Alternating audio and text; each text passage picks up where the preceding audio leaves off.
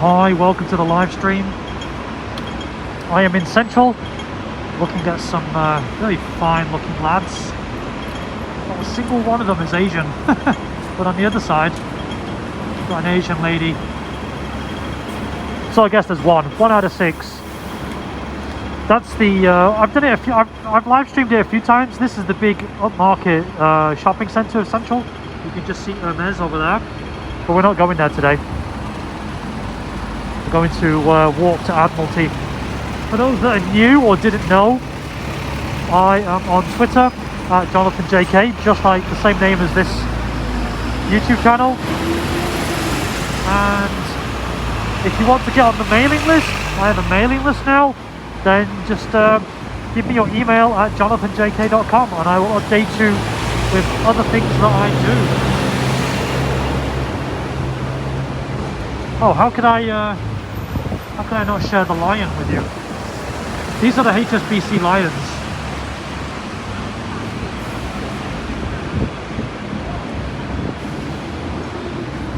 Notice the security. We're going to go into this building in a minute, but notice that the security is gone for the long time viewers.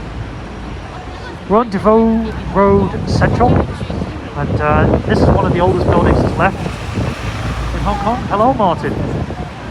It's the court. It's the Hong Kong court system. They've kept it. Oh, and opposite next to it is the Bank of China. Actually, there's quite a few really old ones. That's one of the newest. Over there. And speaking of statues, one of my friends said to me, "Oh, let's meet by the black man statue." And I'm thinking, which statue is that? And there's another one in Shenzhen called Dr. Sun Yat-sen. But actually, it's over here. This is Granger Square. If this bus moves out of the way, I can show you the statue. So I'm not going across. You can just see it.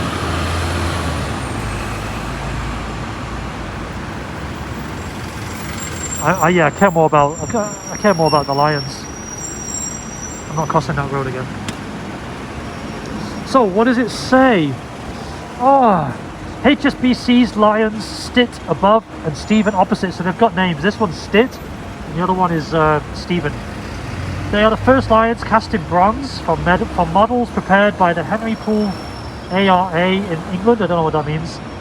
They were installed in the bank's office in Shanghai in 1923, and then the bank was established in 1865, and the third HQ was built in 1935. And then what's this? A second pair modelled on the Shanghai Lions was made to stand outside this branch. And then Stephen and Stitt have only been moved twice. So these are copies of the ones in Shanghai, and then they moved them for a while when the Japanese came in, and then in the early 80s during the road to the Statue Square construction. And then continuing the tradition, 2001, Stephen and Stitt Mark III were cast to stand outside HSBC's new group headquarters in London, in Canary Wharf. So that's the tradition with the bank. Okay, I learned something. So we've got an employee's entrance, and then this building itself is supposedly able, you can just pack it up, take it away with you if there was any problems in Hong Kong, but Hong Kong never has any problems. This is not something you can ride. I thought it was. But you see the escalators? This is for the customers. So this actually provides, the way the building was designed was to create bad Feng Shui for customers. So everyone who is arriving is actually receiving bad luck. Now, if I know this, would I want to bank here? If you know this, would you want to bank here? Hello, Kevin. No, you wouldn't. So I guess some people don't believe in Feng Shui.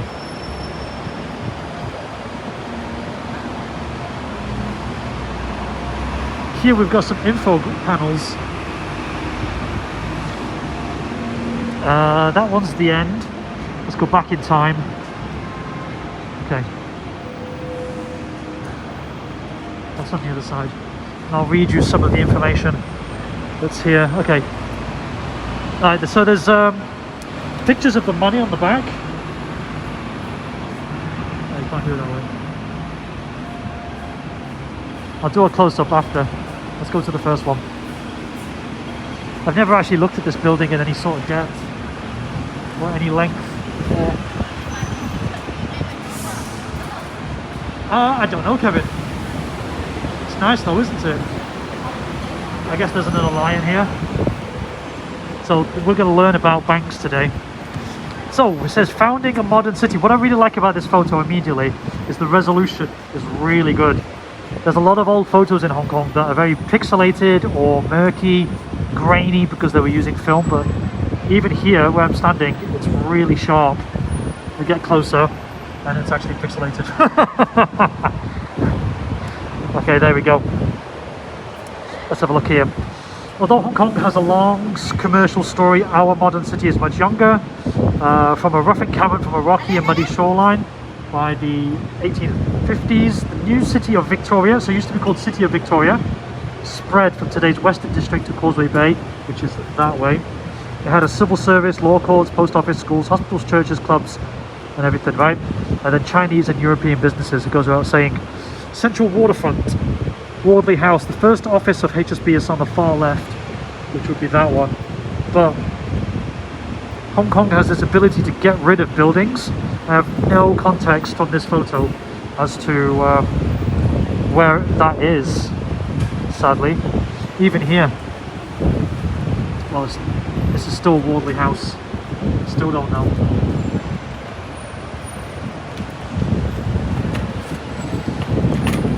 This one is where the HSBC now stands, was still C. Yeah, because this is built on this. It's built on water. I didn't know that, Kevin. But you can see how short it is. That looks like Lion Rock in the distance. Population is 7,500 in 1841. By 1886 it was 160,000. City was segregated, or Victoria was a segregated city. So Chinese made up the majority of the population, and only 2,500 were from Western countries. Imagine that, a city of 160,000. And then this one shows you a colonialist in a rickshaw. Oh, I don't know anything about that, Kevin.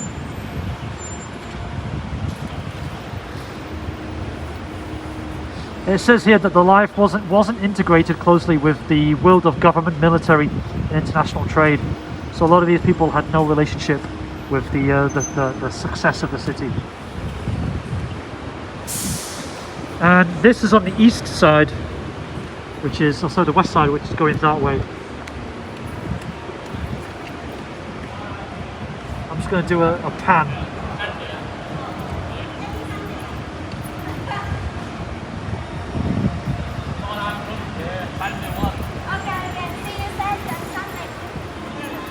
And you notice the mountains have no trees.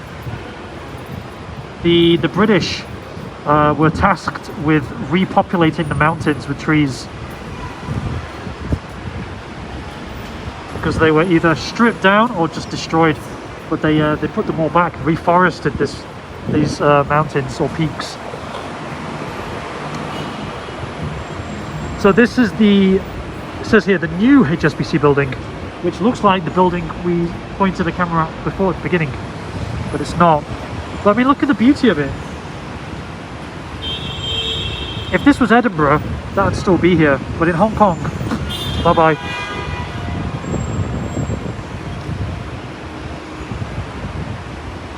These are the first bankers of the branch in Hong Kong. And this building is here, and this is the water, so you can see how close it is. Now if I was to cross over, the water would still be maybe like 5 minutes away, but the water used to be here. Nothing worth sharing there. Let's go to the next one. This is 1886 to 1935.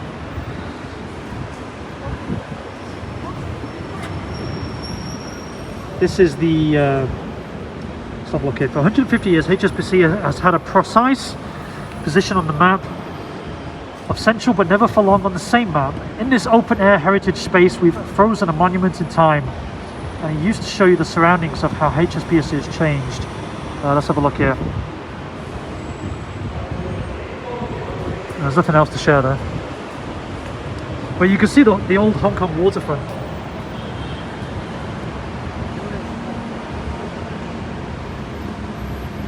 Wholly unrecognizable.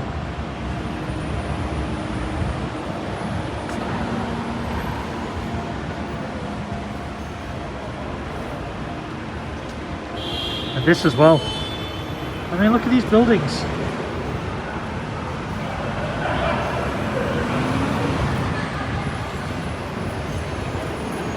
Beautiful.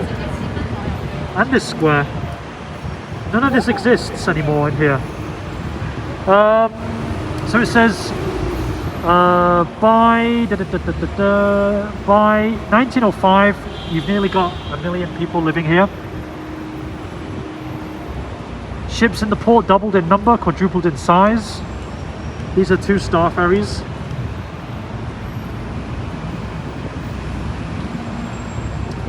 Motor cars came in 1905, replaced horses. Cross Harbour ferries came in 1888. Vehicular ferries, 1933. Trams in 1888. 42 people from HSBC died in the war. That's kind of random to share.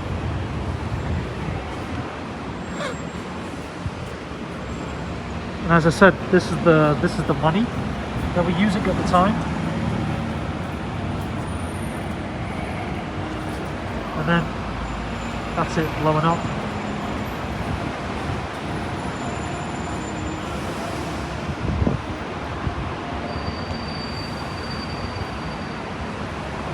Oh, here we go, look at this.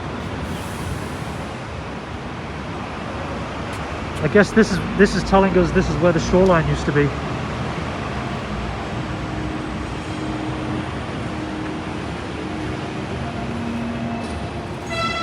Okay, next one. We've got 4 more to go, but I haven't got a lot of time, so I'll have to summarize this more quickly. They already wanted to replace the 1886 building in 1929. Even back then, they were quick to replace these things, which is kind of crazy. But it does tell you like how important banking was, even in 1935, which is during the Depression. Just, I think, what, 1 year after the Depression? Oh yeah, after the beginning of the Great Depression, sorry. I'm jumping around looking for numbers, and it actually says it there.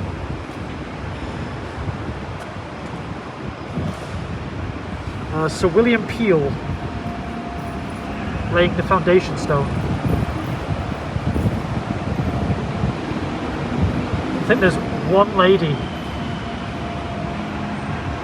There's no women here. Oh, there's another one. There's a little girl. There you go, there's someone in there at the back. Imagine standing in this sweltering heat. It's October. Oh, okay, it's mild, But you're in your shirt and suit. This guy's dressed in white, he's asking for trouble. And then you've got the trams rolling by. That's the banking hall inside. You get a glimpse of the art. Let's have a look at this supposedly was the tallest building between Cairo and San Francisco. The Art Deco tower had air conditioning, central heating, lifts. Damn.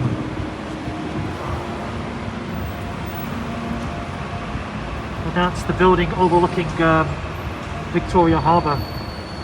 And this is TST, which actually shows you the clock tower that's still there. And this is the train station that is not there anymore. So you could get a train all the way from mainland China, come straight to TST, catch a ferry, do your banking, and then No one's going to do that, Jonathan.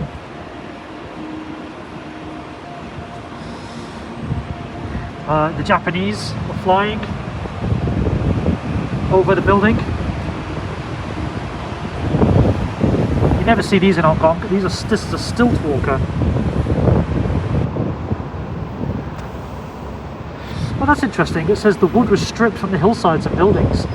That confuses me. I don't know when Hong Kong lost its trees though. American bombers sank ships and pulverized buildings. The pre-war population of 1.6 fell below 1 million. And then when the British came back, they found a devastated, depopulated territory.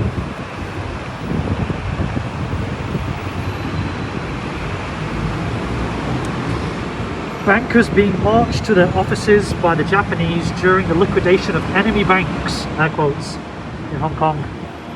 So they're marching them to their offices.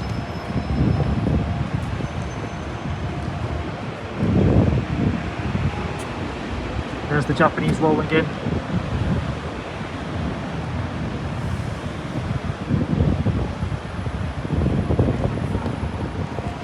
And this is where I live. They probably live over this side, but this is the Taikoo dockyard, where the United States is actually bombing the shit out of it. I don't know who got that photo though. It doesn't say, but I would assume the Americans. Right, so the chief bank manager at the time in 1921 thought, hello Gallardo, thought that the bank's promise of security and protection for clients could be well symbolized by the statues. So this is where the lions come in. So when they rebuilt the office in 33 to 35, it got the lions too, as with their Shanghai cousins. Okay, and they've guarded the bank ever since. In 1944, marked by bullet and shrapnel wounds from the Battle of Hong Kong, they disappeared. Miraculously, a sharp-eyed US Navy sailor had an encounter with them. The bank learned the lions had survived, and they spotted them all the way in Osaka. So the Japanese took the lions to Kawasaki dockyard. They've been around then.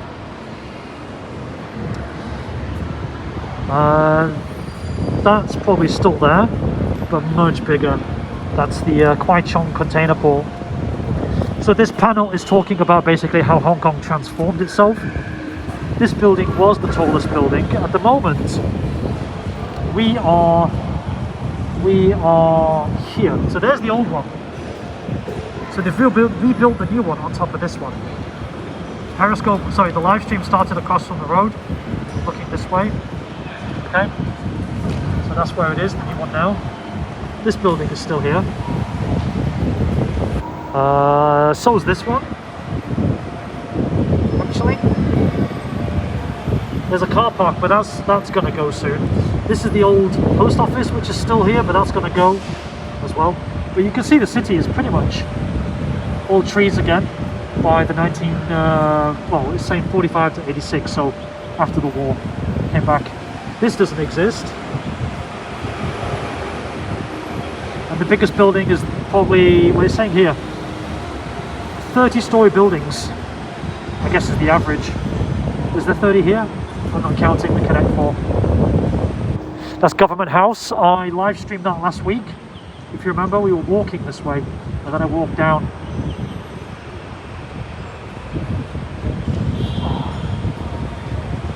Right, this is on Hong Kong mainland.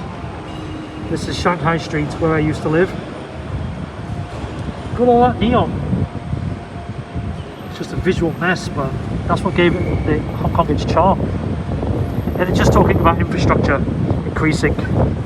This is the Shep Kip Mei housing estate. Only one of these buildings is still alive. The others they've demolished. In fact, oddly, the last one that's left is the one that was first built. But this is public housing. And then it talks about factories. So Hong Kong used to make electric clocks and TVs.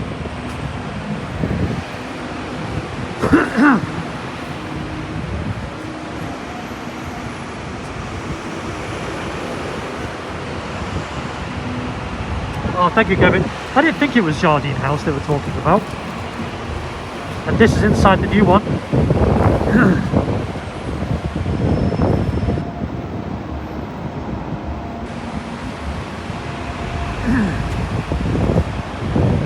So supposedly it says the resulting building took the world's breath away and called it a cathedral of commerce. 48 stories, glass and metal, okay. And then there's 4 stories that are inside the earth to house the vaults, services and machinery. That's what it looked like in 1984. Supposedly it was a masterpiece and had many techniques used in construction that had never been tried before. And Lord Foster wanted a building capable of almost infinite internal variations with as much unobstructed floor space as possible.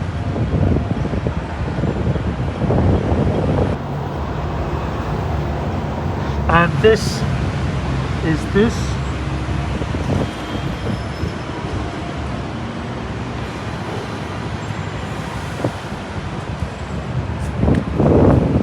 So talk about open plan office. Just jump off.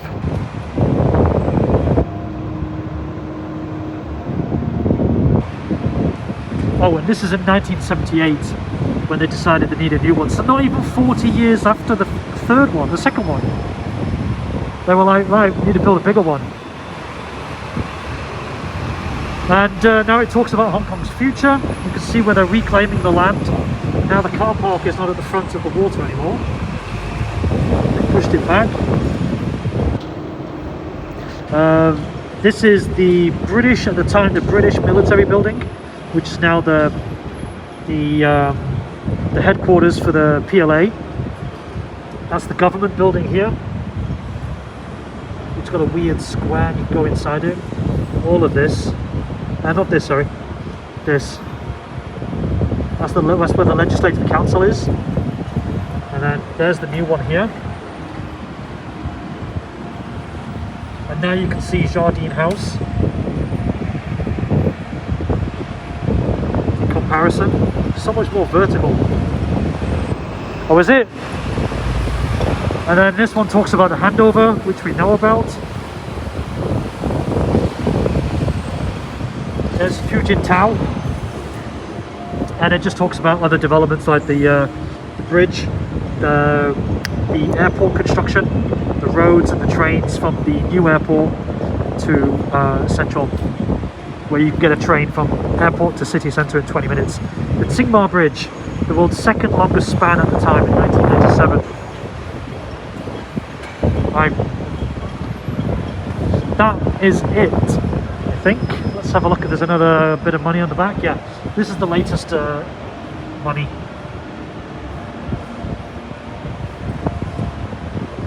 It's worth about £8 I think. 8 or 9. Right. I didn't plan to spend so much time in HSBC,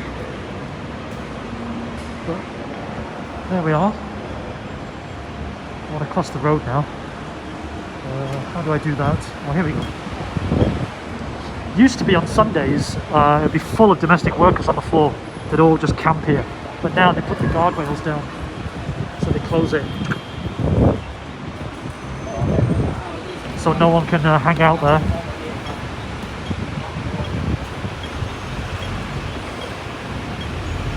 This is, I think, a French missionary building. I can't remember.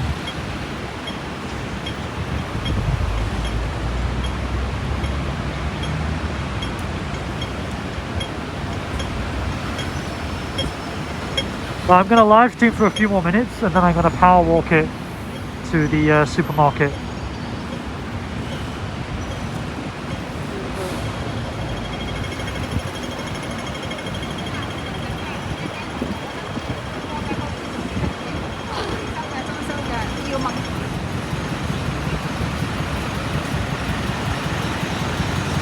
Bank of America over here.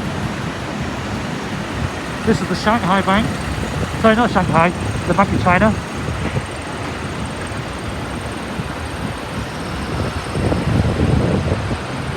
which is similar in style actually to the second design of HSBC.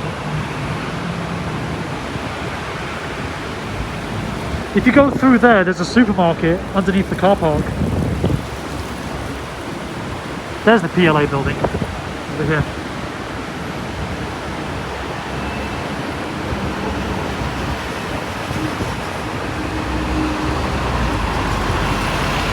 And that's the little building I pointed out before next to the car park. But that's just by the waterfront. So that's from the 50s, 60s.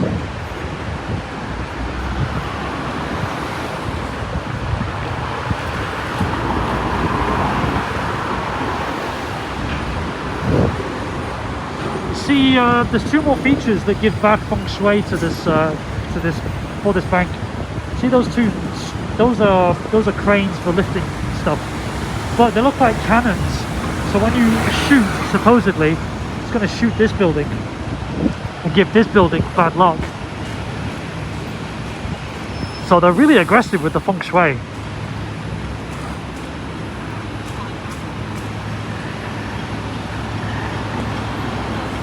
And this building is featured in Star Trek Voyager as Starfleet Command, Pathfinder HQ, sorry.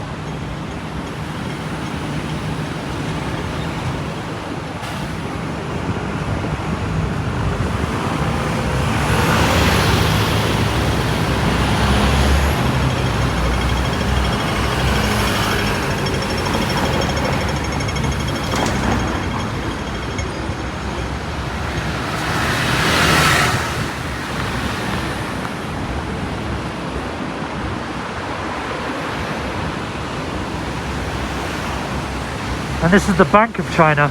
Alright, there's the two of them. Bank of China Tower. I've lived here for nearly 9 years and I still don't know.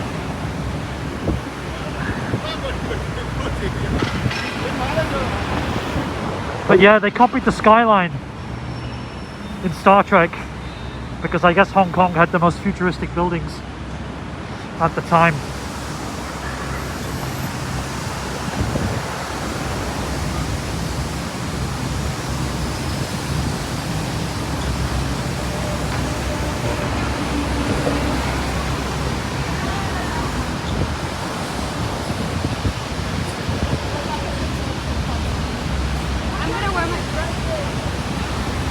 Speaking of being featured, this one was in not Sailor Moon. Why do I always forget this movie? Scarlett Johansson movie, where she plays a robot cop. Damn it. Anyway, it's called the Lipo Center.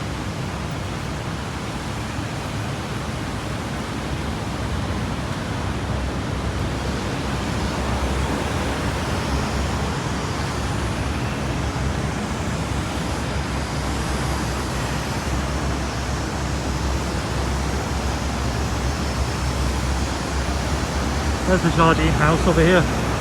Thank you. Always forget about it.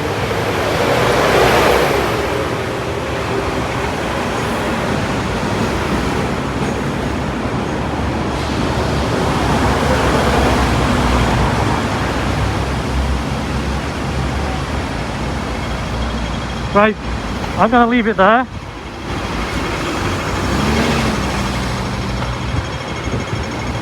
I'm going to go to a supermarket, do some shopping before I start work.